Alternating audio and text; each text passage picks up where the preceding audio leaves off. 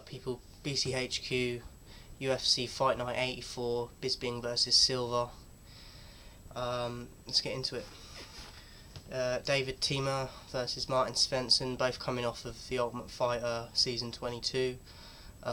It's going to be interesting to see how much they've progressed since the show, and if they're both worthy of being on that level in terms of the stage and the platform that they're on in terms of UFC, from Ultimate Fighter, the reality show kind of, to the actual real thing. So I think Tamer's got good scrambling ability, throws a lot of kicks, good knees, it's got a lot of momentum behind his knees. I was very impressed with his takedown ability on the footage I've seen of him. Most of the time he'll get his opponent to the ground. He's quick enough to scramble out of grapples and things as well when they're trying to take him down. He's got a few submission defences, but it definitely could do with some work. But numerous times against Matthias Rosalind, he got caught in submissions and got out every time. So as far as wrestling and ground game, other than ground and pound, I think he looks very vulnerable, uncomfortable being in offensive mode as well when he's in like someone's guard, and he needs to be more active, I think. I don't see any jiu-jitsu sort of fighting from him on the ground. He likes to keep it in the stand-up for the most part. Svensson, rangy fighter, he wriggles out of positions, which could potentially put him in danger. He's comfortable on his back, even though he isn't, even when he isn't in his full guard. Like, he's very comfortable. His takedown ability is alright, could do with improving. He likes to go for the triangle submission a lot, but he's not always successful in actually submitting them. So that could take some work. But as far as this fight, I'm going to go for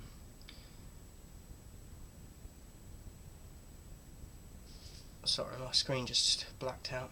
I'm going to go for Svensson in this, and I'll say via judge's decision. Second up, we've got Teemu Packalén versus Thibaut Gouti. Packalén, very wiry build of a fighter.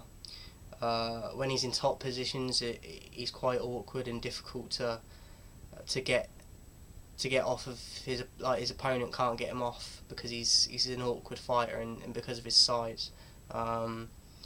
He can submit people. He's got an okay ground and pound.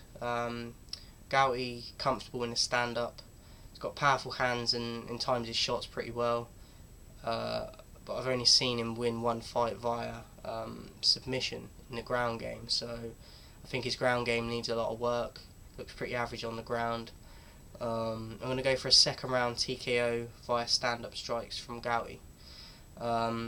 Daniel Olmianchuk versus Jargis Danyo. I think Daniel is very powerful. He uses his body weight well in clinches and top positions on the mat. Throws a lot of kicks with knockout power in him.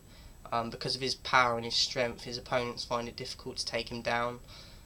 He doesn't look comfortable in his guard, and he will get rained on a lot when he's in his guard.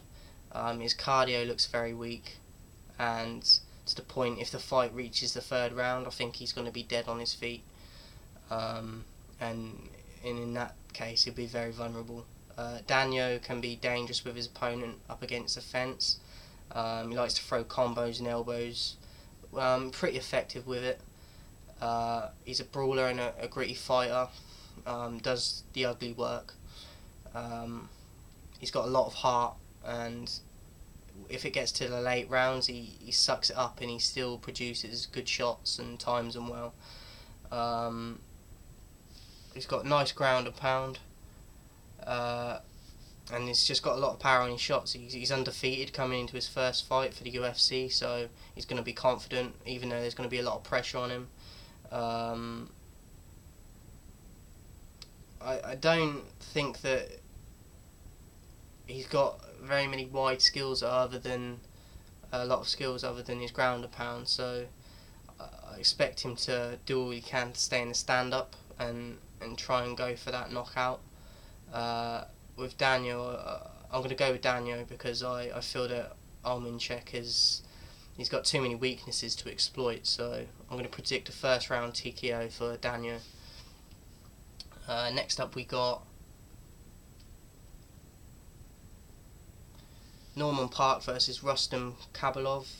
Park, nice ground and pound, nice wrestling ability, good in transition moves. He's also got submissions in his locker. Very skilled in all areas, in my opinion. Certainly doesn't lack confidence. Mixes punching, kicking in a stand-up. Throws his nice combinations, nice leg trips, and sweeps for takedowns. He's not afraid to slug it out. Kabalov has a ferocious suplex in his armour. If he can perform this in a fight, he could potentially get a knockout just from the impact of his opponent landing on the mat. Leg trips and takedowns as well. Ground and pound is okay. He's got a nice roundhouse kick. Haven't seen any evidence of submission ability from him when it goes to the ground. So if he wins, I think it'll be via ground and pound. As his wrestling and jiu-jitsu, I think he's lacking in. I see Park taking this one though. I'm going to go for a second round TKO. Next up we've got Bradley Scott versus Krzysztof Jotko. I think Scott's strong and aggressive in the clinch. He's got a boxing style stand up. He's comfortable in back control. When going for submissions, he's good in the back mount, and he's definitely got a lot of submissions in his ability in his locker. He's got powerful punches that can hurt his opponents. He's got a nice defense for. I haven't seen him get hit so far cleanly in his footages from his fights, and he comes forward constantly, putting pressure on his opponent, not giving them any time. Jotko, he's got nice movement and footwork. He avoids strikes well in the stand-up. I think he needs to work on his kicks a bit, just for the power more so, but he tends to get a little gassed, so I think he needs to pace himself a bit better. But that's usually near the end of the fight, so if it goes to the third round, he may be struggling in terms of his conditioning. He's got reversals and his takedown abilities are alright, but they could definitely deal with a lot more work.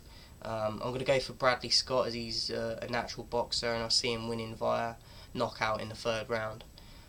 Next up we got Arnold Allen versus Yeltsin Meza, or Metza. I think Allen's got nice trips, got powerful elbows in the ground and pound, nice knees in the clinch.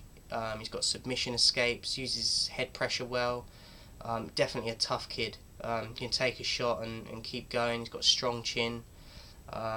He lost to a marching Warchek from Connor's Ultimate Fighter team in their last Ultimate Fighter series. But it was a close fight in that, so I think he can gain a lot of confidence from that because he's quite a well-known fighter.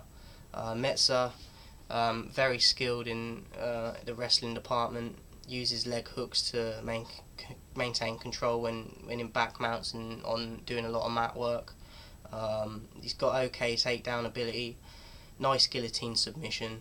I'm going to go with Metza. I think he's fought Chad Mendes and on a higher platform, so I think he's got that. He already knows what it takes.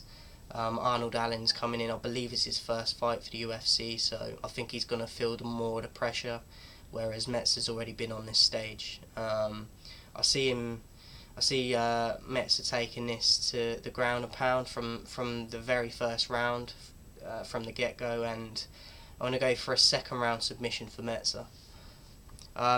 That's it for part 1. I will be doing the rest of the fights in part 2, so make sure you go over and check them out.